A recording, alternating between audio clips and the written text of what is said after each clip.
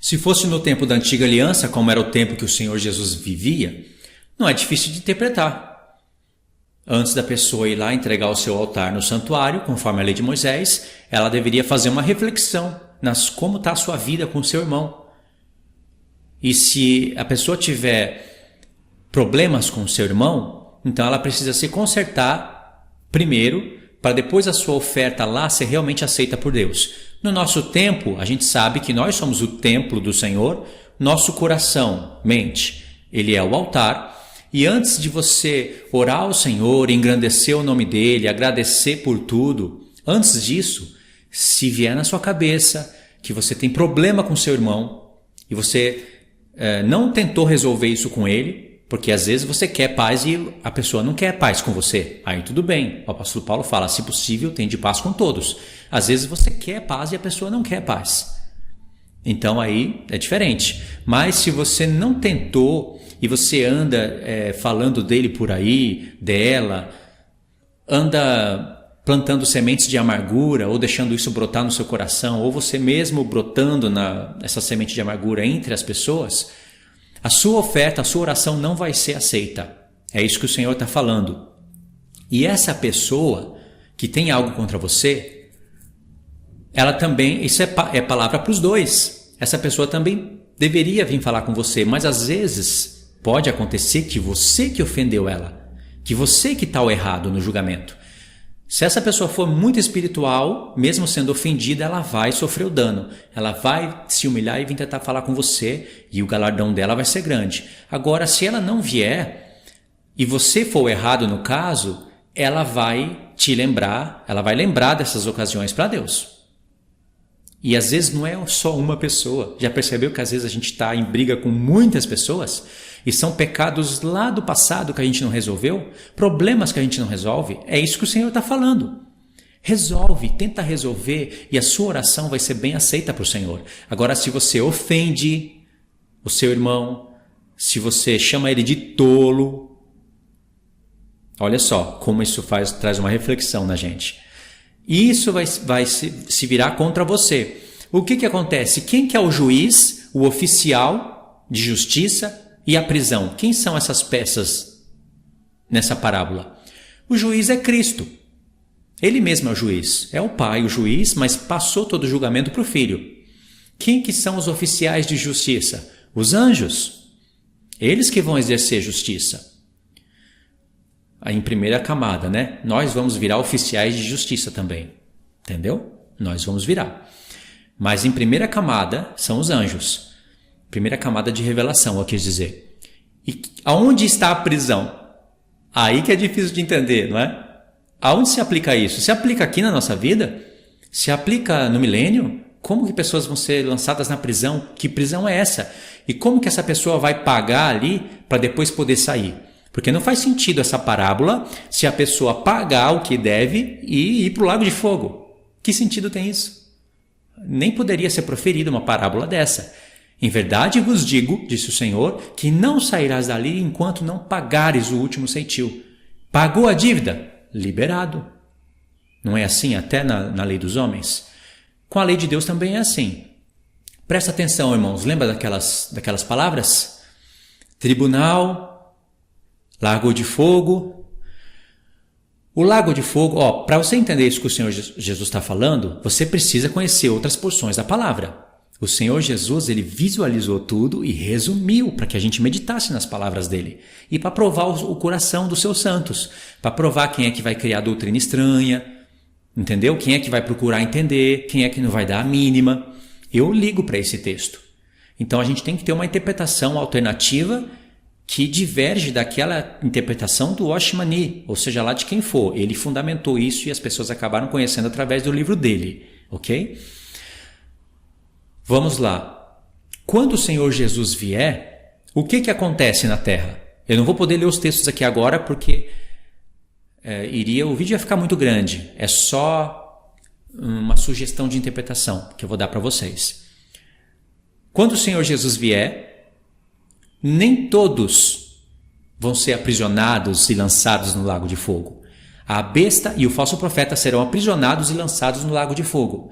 Eles que vão inaugurar o lago de fogo. Ninguém está no lago de fogo agora. O que é a besta e o falso profeta? Em poucas palavras: povos, línguas, nações e reis. A besta do mar tem 10 chifres, que são reinos, e ainda ela é semelhante ao leopardo com pés de urso e boca de leão, reinos. E a besta da terra, que se levanta da terra, ou seja, lá para o lado do Oriente Médio, ela tem 2 chifres, que já são 2 reinos. Não a besta e o falso profeta não são 2 homens. Isso é errado. Por isso que uma multidão de pessoas, línguas, nações, reinos ímpios, marcados pela marca da besta, vão inaugurar o lago de fogo. Vão ser julgados e depois lançados vivos no lago de fogo. Lá em Apocalipse 19, outras pessoas, elas não vão para o lago de fogo.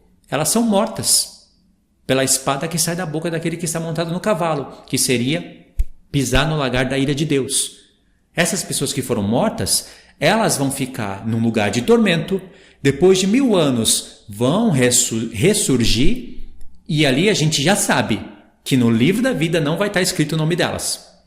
Mas elas vão ser julgadas pelo livro das obras e condenadas. E quem é que vai julgar essas pessoas?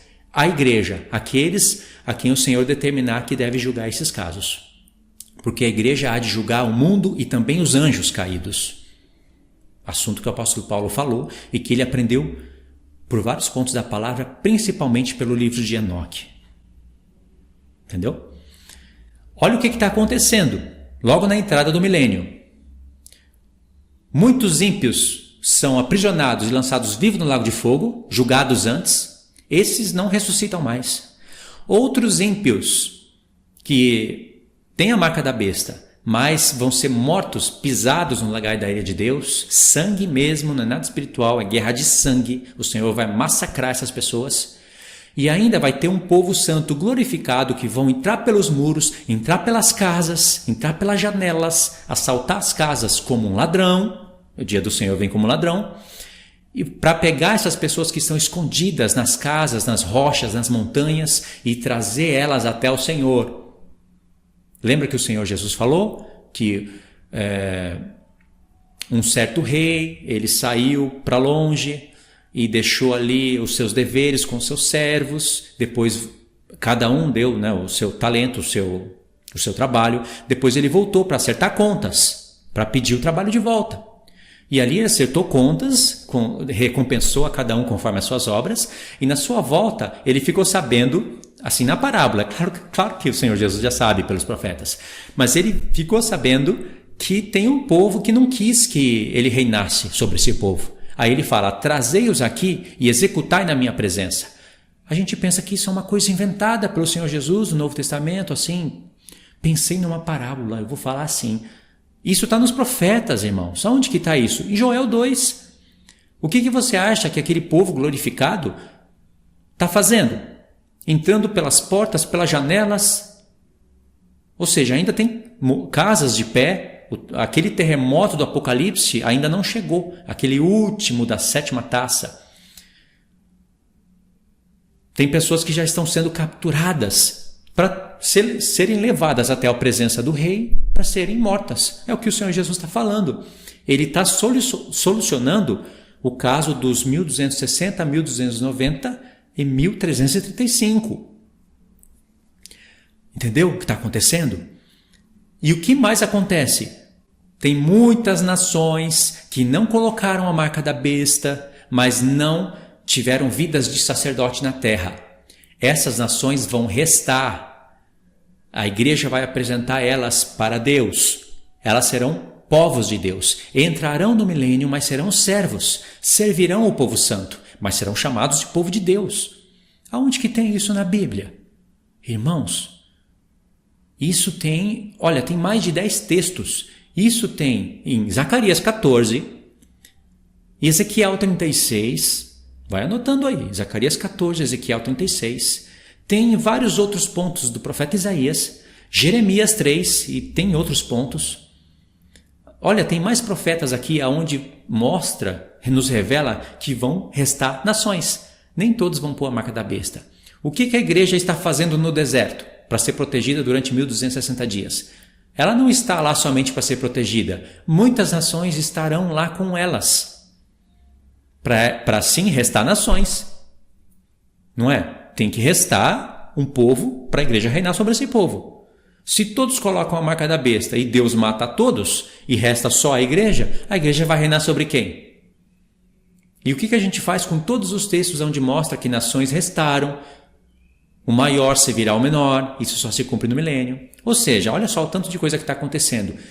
Cada peça para um lugar. Nem todos serão glorificados, nem todos serão sacerdotes, nem todos serão esmagados no lagar da ira de Deus, nem todos serão aprisionados e lançados vivos no lago de fogo, nem todos vão restar como nações.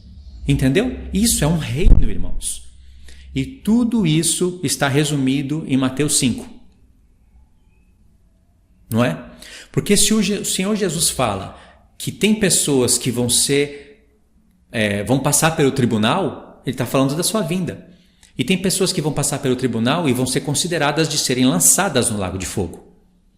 Essas são as que estarão vivas na sua vinda, né? Tem que prestar atenção nisso. Porque tem pessoas que morreram antes. Tem pessoas que morrem todo dia. Como é que fica?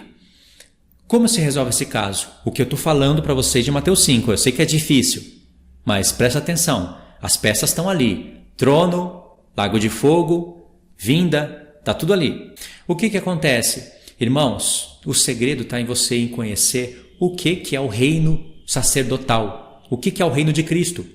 Tem muitas pessoas que acham que vão ressuscitar na primeira ressurreição porque falam de Jesus. Irmãos, Apocalipse 1 e Apocalipse 5, ele fala abertamente quem são aqueles que terão parte na primeira ressurreição. São reis e sacerdotes. Aonde você conquista esse título? Quem conquistou tudo por nós foi Cristo.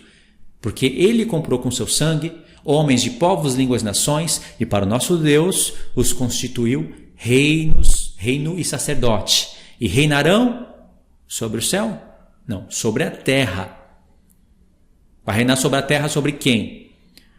Irmãos, o que os sacerdotes faziam na antiga aliança? Se você não fizer os trabalhos, as realidades dos ofícios que os sacerdotes faziam na antiga aliança, você não vai ressuscitar na primeira ressurreição. Você vai ficar fora do reino de Cristo. Não significa que por você ter ficado fora do reino de Cristo, que você vai para o lago de fogo. O que as igrejas pregaram durante anos? E quando eu falo as igrejas pregaram durante anos, não é para me engrandecer com um entendimento maior que todo mundo, porque eu aprendi coisas dentro das igrejas. Mas, infelizmente, eles ficaram no entendimento, às vezes até errado, e não prosseguiram em conhecer o Senhor. E eles pregam que quem não aceitar Jesus vai para o inferno. Ou seja, todos os anos que eu vivi lá no Japão, 20 anos, muitas gerações lá, gerações eu digo, tá ali às vezes o filho, a mãe, o avô, todas aquelas pessoas não estão ouvindo o Evangelho e simplesmente vão para o lago de fogo. Não tem quem pregue. Elas vão ser julgadas pelas obras. Muitos daqueles japoneses são mais justos do que cristãos nos dias de hoje. Eu sou testemunha. Muitos deles. O Senhor vai lançar tudo no lago de fogo porque não creram? Como? Ninguém pregou para eles. Entendeu? Eles vão ser julgados pelas obras. Eles, depois de 1000 anos, vão estar diante do trono branco. Vai ser aberto o livro da vida. Vai ser aberto o livro das obras. Deus vai julgar eles pela lei da consciência. E eles podem ser absolvidos para entrar no reino do Senhor, porque o Senhor é justo. O Senhor é amoroso. Olha que tamanho de justiça. Entendeu? Então o que acontece? Tem pessoas que acham que vão fazer parte da primeira ressurreição, mas não vão. Tem parábolas do Senhor Jesus que muitas pessoas acabam torcendo. Por exemplo, a parábola do rico e do Lázaro. Tem pessoas que acham que aquilo é uma invenção. Que aquilo foi só uma parábola, mas é impossível aquilo ter acontecido.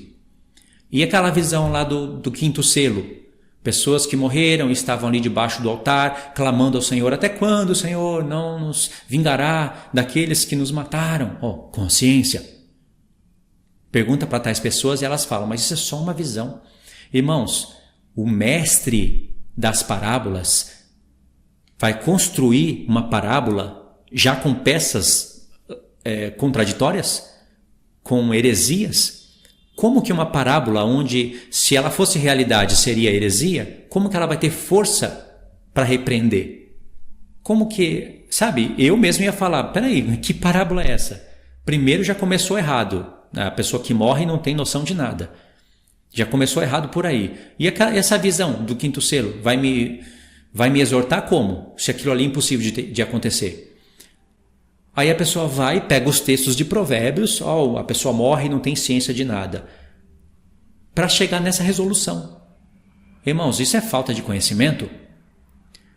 Como que se interpreta Provérbios? Nesses tais textos onde fala que a pessoa que morre não tem ciência de nada. Irmãos, quando a pessoa morre, ela não vê mais o que está acontecendo na Terra. As pessoas que morreram nas gerações passadas, elas não estão vendo a revolução industrial, a tecnologia, o contexto se formando, elas não estão sabendo de nada disso. Elas estão ou no seio de Abraão, no Sheol, ou no seio de Abraão, ou no lugar de tormento. Mas elas têm lembranças, cada um do seu contexto, até mais para elas serem julgadas. É um tipo de sono, mas um sono onde tem consciência. A palavra de Deus prova isso. Senão o Senhor Jesus seria um mestre que forma parábolas heréticas. Que poder tem uma parábola dessa, onde é impossível de ter acontecido? Tanta parábola para formar, tantos exemplos para dar, vai usar justamente exemplos que são antibíblicos? Irmãos, vamos acordar para essa parte, porque acordando nessa parte a gente consegue entender textos como esse. Quando a pessoa morre, a pessoa vai diretamente, ela tem um destino, irmãos, não no céu, para debaixo da terra. Ou ela vai para o lugar de tormento ou vai para o seio de Abraão. E ali ela já vai ter contato com o Senhor. Lembra? O Senhor vai falar, eu tenho queixas contra você. Perdoou fulano? Perdoou ciclano? Largou isso? Largou aquilo? Não. Então, olha Senhor, tenho queixa contra você. Eu sou o juiz. Eu vou te entregar o oficial de justiça e agora você vai ficar preso. O que significa a prisão? Ela está presa. É uma prisão lá embaixo da terra, é uma morte. Essa prisão é como o sono da morte. E ela não vai sair dali enquanto não pagar o seu último ceitil. Aonde que isso se completa? Irmãos, depois do milênio. Como diz o Apocalipse, quem tem parte na primeira ressurreição, ter parte na ressurreição de alguém. Bem-aventurado são esses, porque esses serão reis, sacerdotes e reinarão sobre a terra. Mas quem não tem parte, ressuscita só depois dos 1000 anos. Irmãos, eu sei que tudo isso que eu estou falando é difícil de entender, é até difícil de explicar, né? Mas nós estamos trabalhando com tronos, juízos, reinos. Primeira ressurreição, segunda ressurreição, milênio. Então é difícil mesmo. Mas pensa bem, vamos supor que hoje você entra na morte. Ou um familiar seu. Essa pessoa tem um histórico com Deus, tem uma história com Deus. Às vezes 10 anos vivendo ali com Deus. Peca, mas pede perdão, se arrepende, entendeu? Uma vida com Deus, não uma vida perfeita, mas de santidade. Santidade dentro assim dos padrões de interpretação como se nós vivemos na carne, sabe? Nós não podemos andar na carne, mas às vezes pecamos, por isso que o Senhor Jesus está como advogado, à destra de Deus, fazendo expiação pelos nossos pecados. Aí essa pessoa tem ali 5, 10, 15, 20 anos, mas ela dá um deslize, um pouquinho antes dela morrer, às vezes na mesma semana, às vezes no mesmo mês, e briga feio com uma pessoa. Brigou feio mesmo. E aí essa pessoa entrou na morte. Vai ser jogada no lago de fogo por causa disso? Não, claro que não. O que vai acontecer após essa pessoa ter entrado na morte? Essa pessoa vai ser denunciada. Ou quer seja pela pessoa que ela brigou, se ela estiver errada, né, a outra pessoa vai levar isso em oração para Deus, ou mesmo pelos anjos que estão registrando. Quando o corpo dessa pessoa, o que vai acontecer? Vai se desfazer, vai voltar ao pó, não é? O que acontece com a alma dessa pessoa? Vai para o Sheol. E ali o Senhor, que é o juiz, vai dar um endereço para ela, conforme o que ele já sabe. Ele vai falar, olha, você vai ficar ali, presa. Lugar de tormento, talvez. Se é uma pessoa que é digna de ressuscitar com o Senhor, então ela vai para o seio de Abraão. Mas não resolveu todos os pontos, mas é digna de reinar com Cristo. Essa pessoa sabe o que é sacerdote. Ela intercedeu pelos santos. Ela fez obras de sacerdote na terra. Aqui eu vou tirar o galardão dela.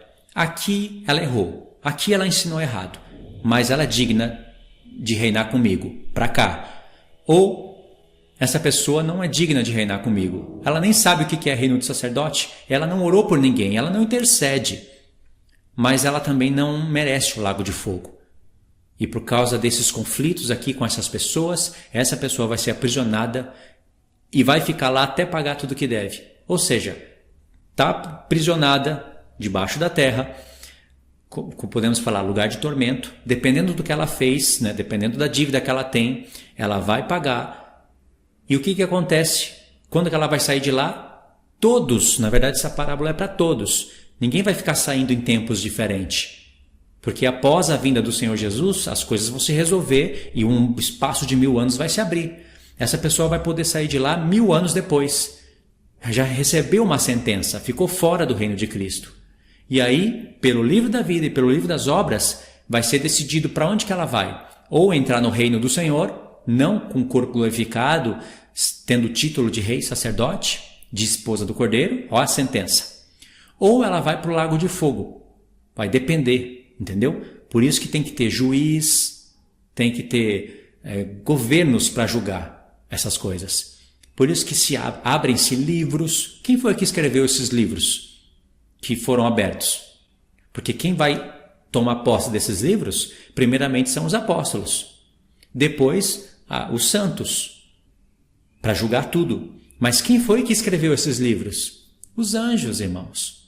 Há relatos, mas eles escreveram mesmo com caneta e está registrado ali as letras. Até onde eu sei, sim. Por quê? Não pode ter isso? Não pode ter um livro de registro espiritual? Da maneira deles, na linguagem deles? Porque eles têm línguas, não é? Os anjos falam. Se fala, tem boca, tem voz. Por que não pode ter essas coisas? Claro que tem. E porque tem, está escrito que tem. Estou falando isso porque pode ter pessoas que querem anular tudo isso, falando que não tem caneta no céu, não tem livro, não tem nada disso. E aí o que a gente faz com os textos? Entendeu, irmãos? É assim que eu estou interpretando Mateus 5. Se o que eu estiver falando estiver errado, eu acredito que não vai estar muito longe do que o Senhor Jesus está falando. Teríamos que buscar uma interpretação alternativa que seja diferente daquela interpretação do Oshmani, aquela interpretação de ser jogado no lago de fogo, purificado e depois sair de lá com as dívidas pagas. Não é? Então tem essa do Oshmani, que ela é já reprovável, é só ter um pouco de conhecimento das questões do reino que você reprova isso. Ou tem essa que eu estou falando, que é muito mais coerente, muito mais justa. E se não for isso que eu estou falando, alguma coisa o Senhor está falando ali. E não são palavras ao vento, não são palavras que não vão acontecer. Ou seja, pessoas vão ser aprisionadas e vão sair dali só depois que pagar o último ceitil. Não é um modelo de pregação somente para aquela época, visando somente coisas literais, porque ali apareceu juiz oficial de justiça, prisão, geena, trono, todas as peças que formam ali Daniel 7, Daniel 12 e outros pontos também, né? Mas onde é mais nítido é Daniel 7 e Daniel 12. Por isso que eu acredito que os 1260, 1290, 1335, esses números de revelação, estão ali dentro desse jogo de parábolas, né? De Mateus 5. E Mateus 5 é uma das peças que devem ser usada para se explicar essas revelações. Compreendeu, irmão? Então faz o seguinte. Caso você não compreendeu ou vai pensar sobre o assunto, seja como for, vou deixar para vocês no comentário fixo 3 estudos. Um é o do milênio, que eu gravei, explicando esses pontos, fácil de entender. Segundo, vou deixar ali um vídeo do Tiago Tis sobre os 1290, 1260, 1290, 1335. Eu não assisti ainda, mas eu sei mais ou menos o rumo que o vídeo vai tomar, porque eu conheço isso agora. Vou deixar também É esses 2 vídeos, tá bom? Senão vai ficar muita coisa. Só o do Thiago Tis é 1h30 cada porção de vídeo. E eu mesmo vou lá assistir o vídeo para ver se eu encontro algum erro no vídeo do Thiago Tis para sair refutando logo em seguida. Tá bom, irmãos? Eu fiquei feliz de entender isso hoje. Eu acredito que eu estou entendendo corretamente. Se depois eu ver que eu estou errado, claro que eu vou mudar. Assim como a gente muda algumas interpretações, né? Como eu tenho falado várias vezes no canal. Mas me parece que não está errado isso que eu estou falando. É só você juntar as peças. Entendeu? Deixa aí o like então. Verifica a inscrição no canal. Compartilha o vídeo. E a gente vai estudando isso. Nos próximos vídeos vai ficar menor, porque eu já não vou ficar tendo que falar de como surgiu a doutrina, etc e tal. E já vou poder resumir, já vou estar mais treinado no assunto, então fica mais redondinho, né? Mais resumido. Tá bom, irmãos? Deus abençoe. Fiquem todos na paz do Senhor.